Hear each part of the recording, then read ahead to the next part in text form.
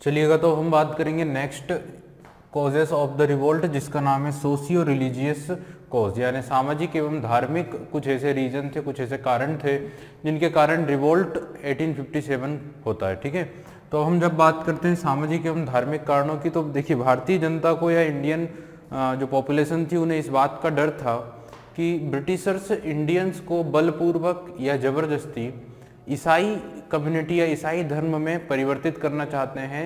Britishers wants to Indians to convert into Christian, Britishers Indians को Christian धर्म में परिवर्तित करना चाहते हैं, ऐसा इंडियंस के अंदर एक फीलिंग, एक अवधारणा बनना शुरू हो चुकी थी। इसके पीछे कारण ये थे कि इंडिया में कई कई जगहों पर ईसाई मिशनरीज हमें देखी जाने लगी थी। ठीक है, ईसाई धर्म प्रचारकों को देखा जाने लगा था, जैसे स्कूल्स हैं, कॉलेजेस हैं, हॉस्पिटल्स हैं।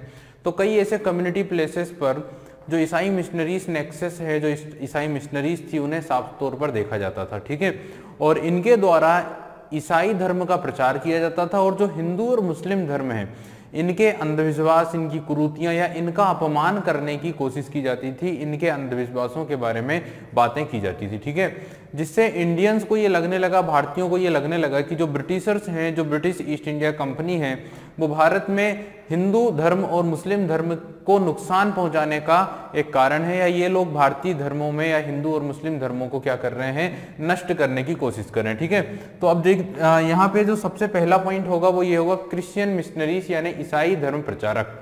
ईसाई धर्म प्रचारकों की अगर बात करें तो इस समय तक जो ईसाई मिशनरीज नेक्सस था, जो ऑफिशियल मिशनरी नेक्सस था, वो अलाउ किया जा चुका था और उन्हें यहाँ पे भेजा जाने लगा था। ठीक है, तो ध्यान रखिएगा, official missionaries nexus allowed to preach openly, आधिकारिक तौर पर ईसाई मिशनरीज को, ईसाई धर्म प्रचारकों को भारत में आने की, उन्हें धर्म प्रचार करने की, लोगों को धर्म परिवर्तन कराने की उन्हें अथॉरिटी मिल चुकी थी, उन्हें राइट्स मिल चुके थे, अधिकार मिल चुके थे। ठीक है, तो कई मौकों पर, कई जगहों पर हमें ईसाई मिशनरीज भारत के मार्केट में, भारत के माहौल में हमें साफ तौर पर दिखाई दे रहे थे उस समय पर, जिससे भारतीयों को ये लगने लगा कि ये लोग हमारे धर्म को नष्ट करेंगे या धर्म को नुकसान पहुंचाने की कोशिश कर रहे हैं। ठीक है, दूसरी चीज, अगर हम 19वीं सेंचुरी की ही बात करें, अगर हम बात करें 19वीं सेंचुरी की, तो 19वीं सेंचुरी में एक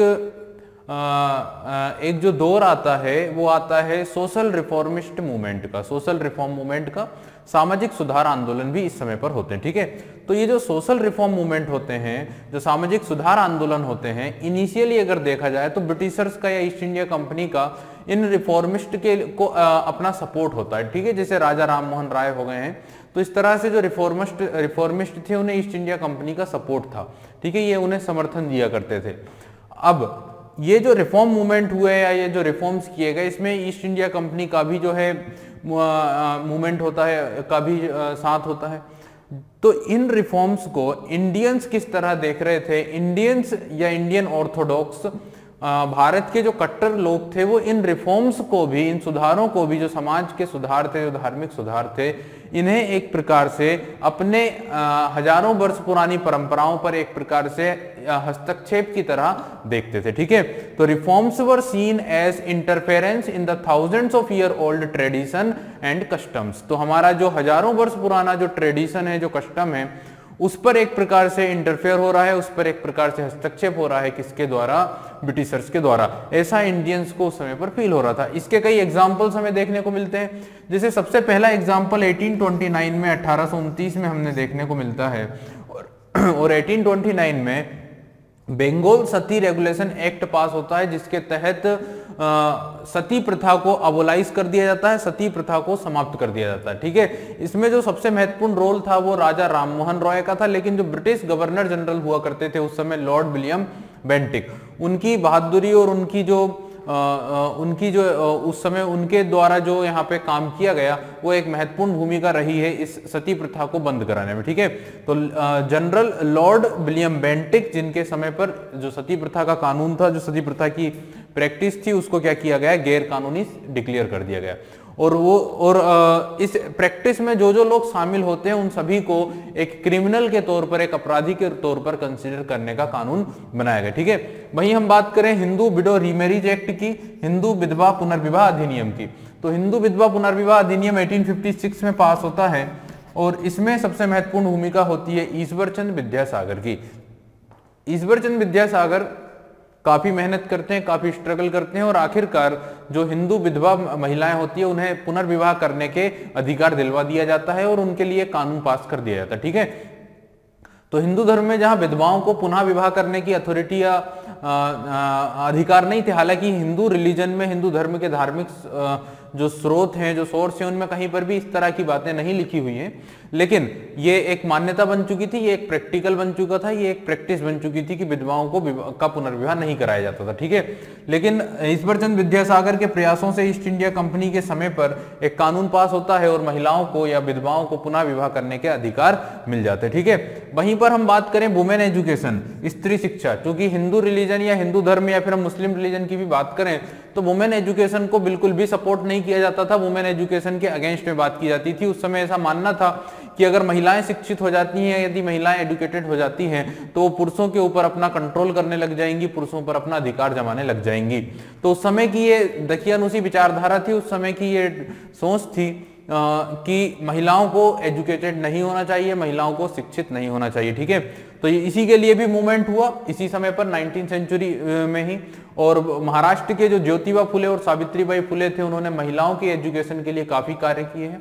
और भी कई ऐसे रिफॉर्मिस्ट आते हैं, जैसे कि हम महादेव गोविंद रानाडे की बात करें और उनकी जो वाइफ थी रामाबाई रानाडे, उनकी बात करें तो उन्होंने भी महिला एजुकेशन या महिलाओं के उत्थान के लिए काफी काम किए हैं।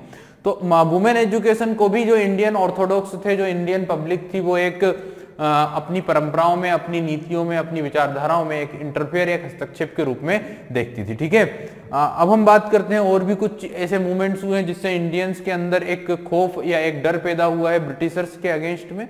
तो देखिए, रिलीजियस डिसेबिलिटी एक्ट पास किया जाता है 1856 में, 1856 में एक अधिनियम पास किया जाता है जिसको हम बोलते हैं रिलीजियस डिसेबिलिटी एक्ट। ठीक है, इस एक्ट के अंतर्गत या इस एक्ट के अनुसार क्या होता है कि इजीली या सरलता पूर्वक ईसाई धर्म में परिवर्तित होने के कंसेप्ट या तरीके बताए जाते हैं। ठीक है, easy to convert into Christian.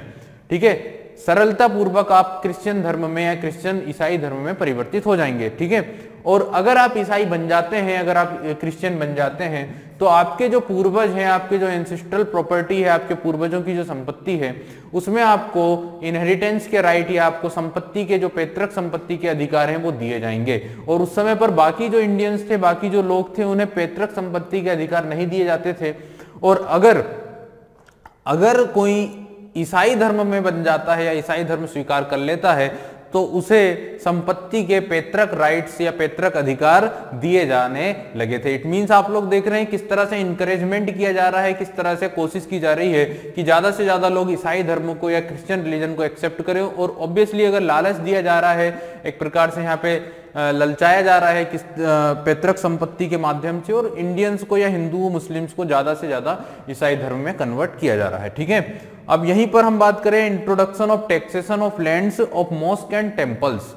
अंग्रेजों ने मस्जिदों और मंदिरों की जो जमीनें होती थी या जो मंदिर और मस्जिद होते थे, उन पर भी, उनके लैंड, उनके एरिया, उनकी जमीन पर भी टैक्स लगाना शुरू किया, उन पर भी कर लगाना शुरू किया, जिससे कि जो मौलवी और जो पंडित या ब्राह्मण हुआ करते थे, इन मंदिरों मस्जिदों के जो महंत हुआ करते थे, ये अंग्रेजों की नीतियों के प्रति काफी ज्यादा आग बबूला हो गए, काफी ज्यादा एंगर हो गए। ठीक है, वहीं हम ब्रिटिशर्स के पहले के रूलर्स की या पहले के शासकों की बात करें तो उनके द्वारा कभी भी मंदिरों और मस्जिदों की जमीनों पर टैक्स नहीं लगाया गया था, उनके द्वारा इन जगहों पर टैक्स नहीं लगाया था। ठीक है, लेकिन जब से ब्रिटिश रूल शुरू होता है तो ये इन धार्मिक जगहों पर भी, इन रिलीजियस इंस्टीट्यूशंस के लैंड एरियाज पर भी क्या लगा देते हैं, टैक्स लगा देते हैं, जिससे कि जो मौलवी थे, जिससे कि जो महंत थे, वो अंग्रेजी शासन, अंग्रेजी पद्धतियां, अंग्रेजी नीतियों के खिलाफ क्या हो गए थे, आग बबूला हो गए थे। और उन्होंने खुलेआम ये प्रमोशन करना शुरू कर दिया था, खुलेआम ये प्रचार करना शुरू कर दिया था कि जो ब्रिटिशर्स हैं, जो अंग्रेज हैं, वो भारतीय धर्म को या हिंदू धर्म या मुस्लिम धर्मों को